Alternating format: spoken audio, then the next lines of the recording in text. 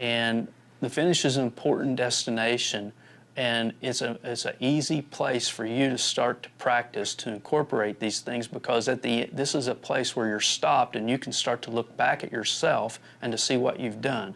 In other words, some of those things that we narrated to you are more invasive into your swing. They're maybe hard to feel if you're doing them or not. So we like to give you checkpoints for the finish that give you sort of a destination to help facilitate the process. Right. And for example, a lot of times when we're practicing with players, once we sketch out the template for the swing and get them started at, say, a dress, or start working on some of the backswing, we might go directly to the finish and get that ironed out, because we know that by doing so, a lot of the other parts will start falling into place. Right, it'll start pulling in the pieces in line. Right. So on this quick checklist, Grant's got his lower body's weight nearly all on his front foot. So 90-10. Right.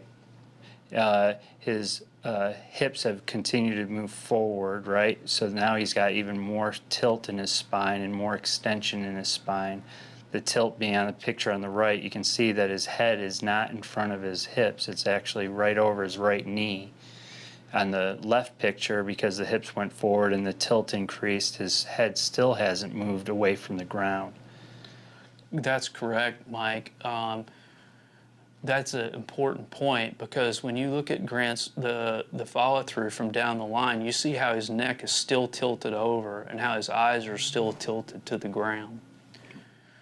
Foot's still banked in. Right, so just starting again from the ground up with more detail on top of the general pieces. You said the right foot was banked in, the left foot is turned out.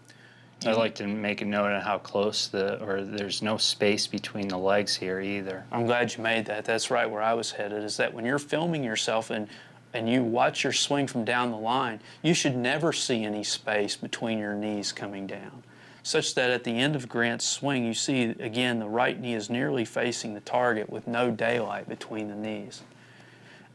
From the front-on or caddy view with that right leg, you can see how it has begun extending up on the follow-through, such that Grant's belt is actually, the level of Grant's belt is actually higher on the finish than it was at the setup, as he continued the extending of the legs, the pelvis, and thoracic. Right. And so the belt's higher. Right. And another checkpoint for the extension of the legs is the right knee hasn't quite caught up with the left knee. It's still slightly behind it. Right, so that right knee is only, as the right knee is orbited around throughout the time and space of the swing, you see that it only made it to the center of the left knee there. Right. Right.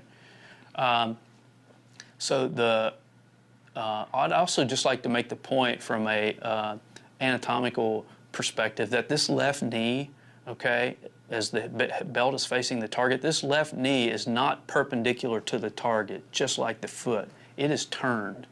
And that's important from a safety standpoint.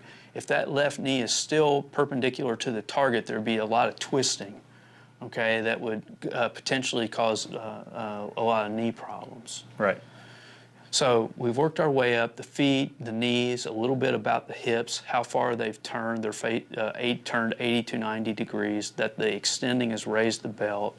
You mentioned that the golfer is still tilted over in their inclination, and that the neck tilt is still intact. Right. And finally, just with the limbs, you see how the left humerus is level to the ground with the elbows nearly the same distance apart. Right. The left arm's only flexed, it's flexed 90 degrees again, just like on the backswing it flexed, the right arm or elbow was bent 90 degrees. Now the left one's flexed 90 degrees on the finish. You see so much runoff or residual motion in less sophisticated swings where the club continues flailing around at the end, and you can really see the organization in Grant's swing by how that left arm is back at 90 just like the right arm was, and how quickly the club stopped because the wrists rehinged the club while keeping the elbows together.